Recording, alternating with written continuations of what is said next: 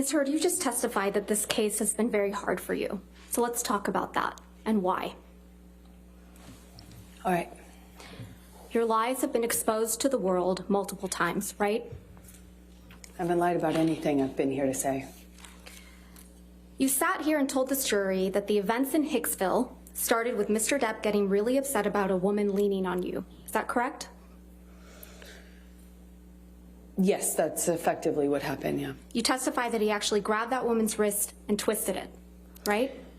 And told her that he could effectively break her wrist by saying he knew how many pounds of pressure, or asking her how many pounds of pressure it took to break a human wrist. But your own witness, your former best friend, Rocky Pennington, she didn't corroborate that, did she? I'm not quite sure what part of that night she saw. There were a lot of people there. She didn't testify that Mr. Depp grabbed anyone's wrist in Hicksville. Again, I don't know what Rocky saw. There were a lot of people there that night. You testified that once you brought Mr. Depp back to your trailer, he trashed it, correct? That is correct. And the manager of the Hicksville trailer park was furious that Jonny had wrecked the whole thing. Do you remember that testimony?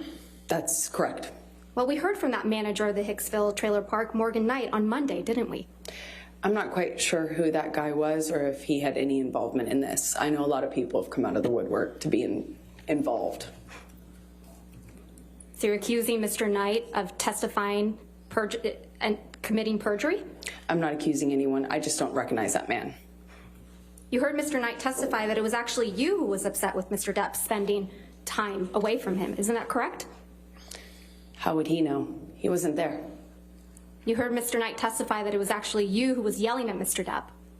Again, I've heard a lot of people say a lot of things to be involved in the Johnny Depp show, but he wasn't there. He doesn't know, and he certainly doesn't know what happened behind closed doors, like most people. So you're calling Mr. Knight a liar?